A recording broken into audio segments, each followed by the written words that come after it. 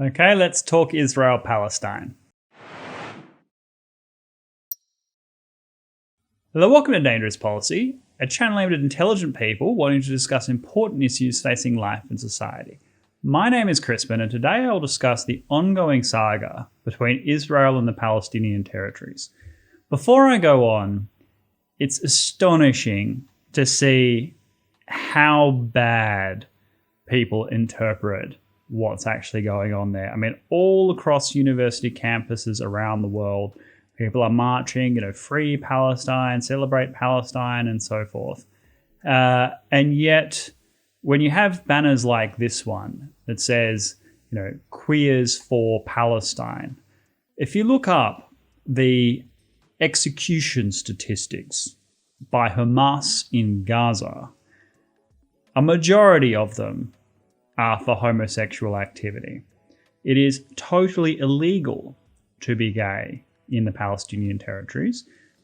Some argument about the legality in the West Bank, but certainly Gaza. But not so, of course, in Tel Aviv. So if you were in Israel, it's the one place in that entire region you can have a gay pride parade. And so before I go into the whys and wherefores of this actual issue with problems on both sides, it's worth just mentioning that Israel is a democracy. It does have Western values, and you are not going to be thrown off a building for being gay. The same cannot be said for many parts of this region. I think there's something like 8 countries in which people can still be executed for homosexuality. Some 30, 40 countries where it's unlawful to be gay, and basically all of them are Muslim majority countries. That is something that we desperately need to change across the world. Throwing around these banners saying, look, let's all go free Palestine because, we're gay and we're proud. Just keep that in mind. There may be queers for Palestine, but there are none in Palestine. Anyway, the actual issue, obviously at the end of the Second World War, people were opened up to the whole concept of new horrors for which we needed new words to describe. Holocaust, genocide.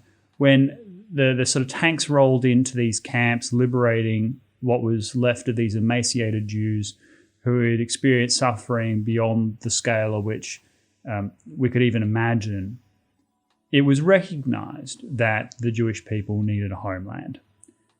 And of course, the place with which they had the greatest historical ties was the Holy Land, Palestine.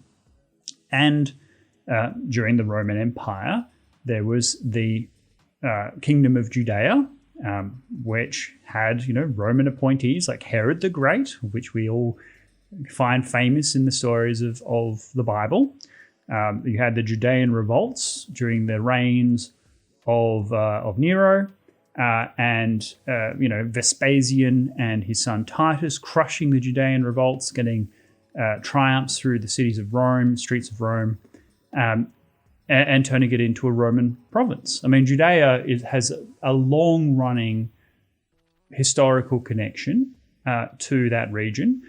Even before the Roman Empire, Cyrus the Great, so the Achaemenids, built the latest temple on the Temple Mount for the Jews, welcoming them back to their homeland. So the Jews are not jolly come latelys. People say, oh, it's all stolen land. The Jews, have been placed in a place they have no belong.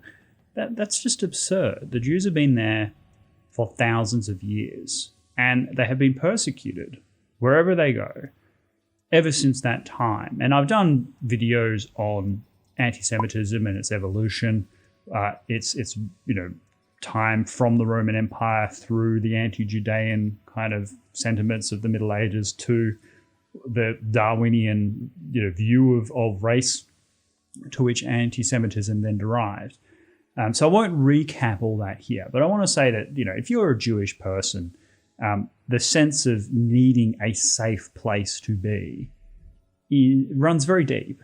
And so when people say, oh, you can criticize you can criticize Israel without being anti-Semitic. Well, yes, you can, but very few people are in that category, right? Most people criticize Israel, criticize Zionism because they really dislike, Jewish people and what the Jews are doing, okay?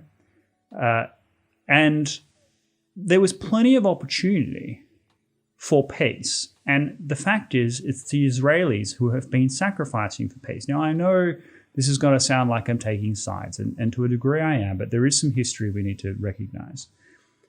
In the 1990s, we came the closest we had ever dreamt of being to a Middle East peace deal, one that would have created a two-state solution with Israel and Palestine living side by side, recognizing one another as sovereign states.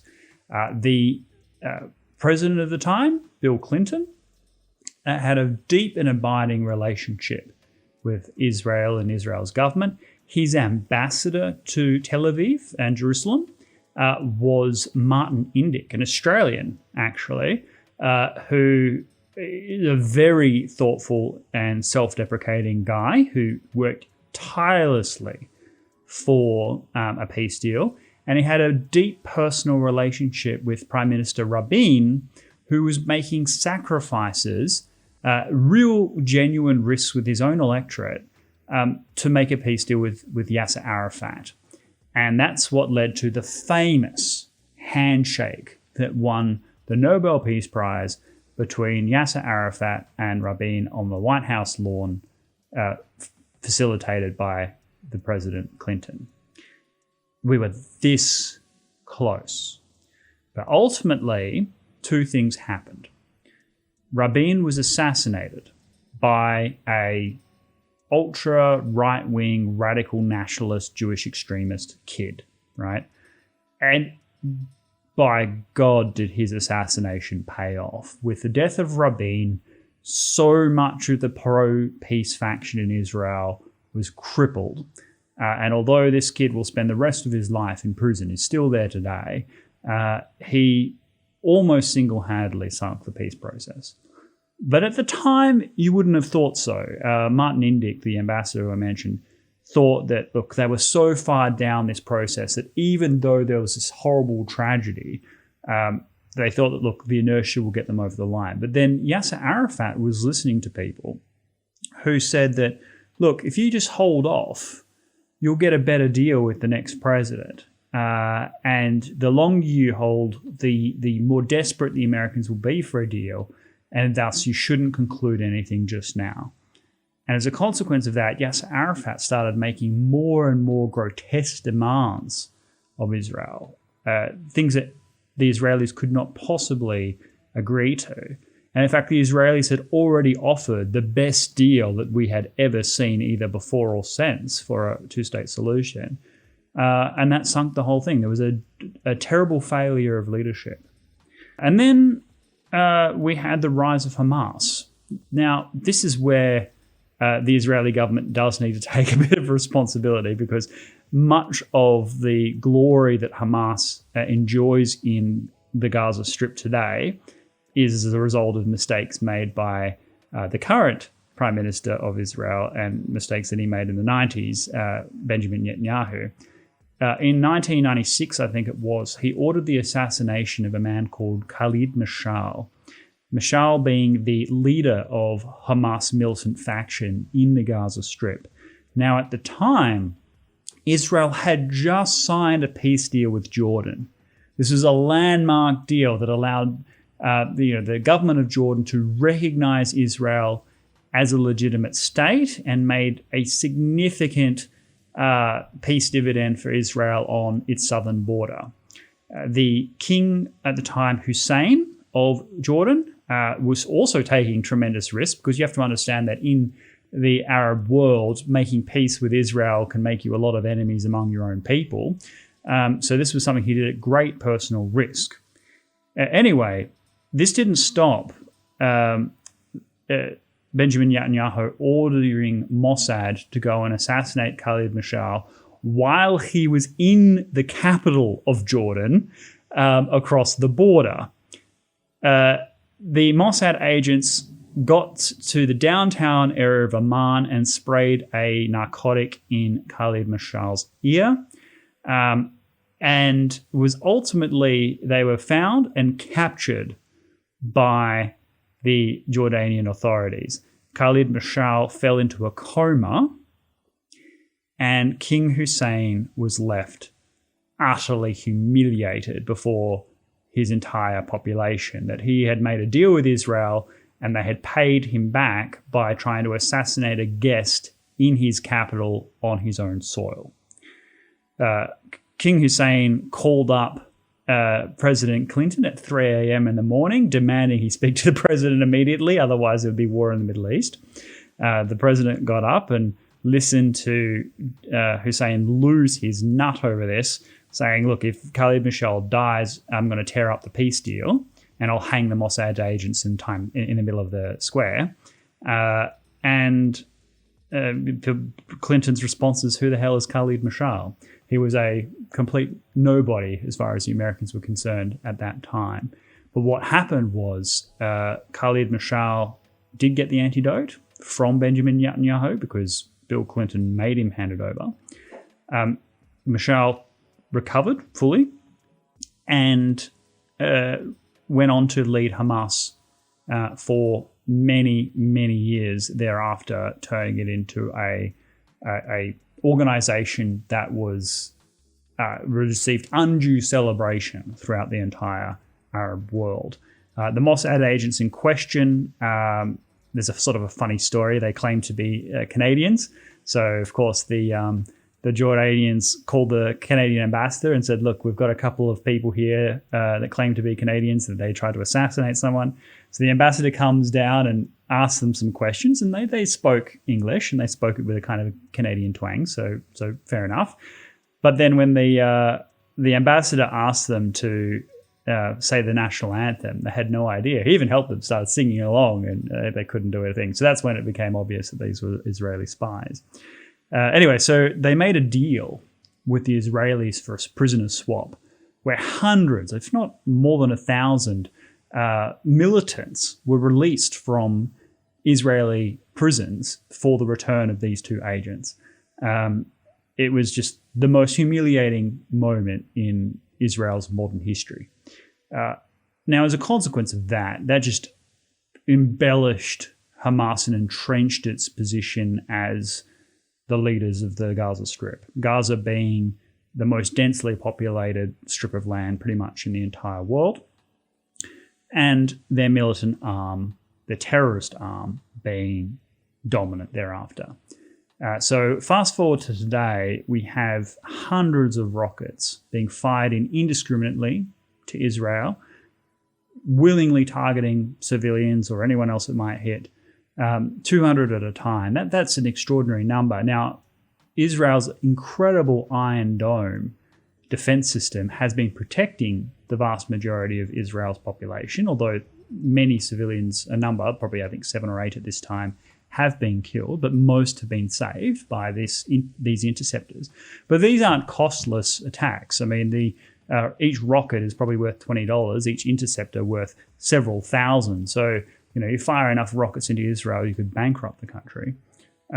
And the Israelis have, understandably, responded with military force to try and degrade where these attacks are coming from in order to stop them being, attacked on Israel. And I think the kind of quip is true, that if the, Gazan militants of Hamas handed over their weapons, then there would be peace.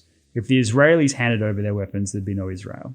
And that's why one should have sympathy with the Israelis. They are defending themselves. And all these people that say, oh, look at how many people are dying in Gaza. Yes, it's tragic that people are dying in Gaza. But if you think about how densely populated Gaza is, if we're talking, weeks of bombing with only a few hundred people killed, that tells you that the Israelis are being very careful about where they're attacking.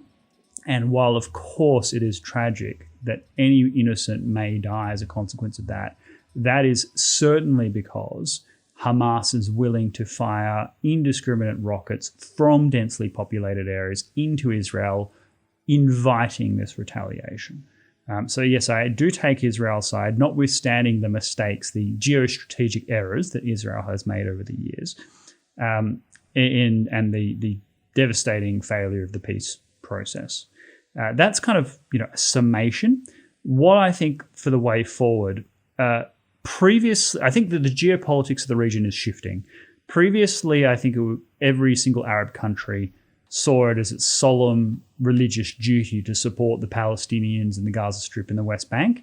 However, I think these alliances have shifted dramatically. So I think Hamas, Hezbollah, these organizations are seen very much through the prism of Iranian proxies.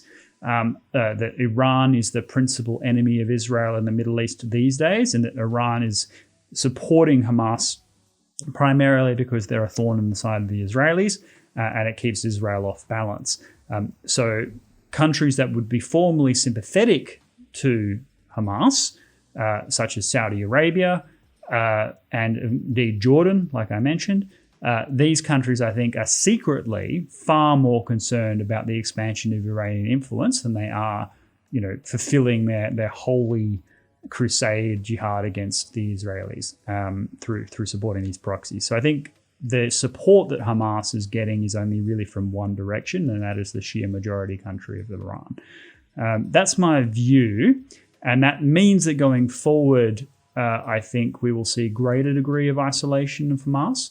I also think that with just the pandemic, I mean, if you think about how it would have spread through these populations, the Israelis were the best country in the world at getting the vaccination out early. They also then went and vaccinated a lot of these Palestinian territories at their own expense. And these are the most densely populated, deprived areas of the world. So the fact that the Israelis saved thousands of lives by getting this vaccine out to these highly densely populated areas would have won them some friends within these areas. These people would not appreciate having Hamas, attacking and inviting this devastation. But also much depends on the US administration. And I'll finish with this. Back in the 90s, Bill Clinton was clearly a trusted friend of Israel as a Democratic president. But since Obama in particular, Democrats have been lukewarm towards Israel at best. The Israelis do not trust Joe Biden. They did not trust him when he was vice president, nor did they trust Obama.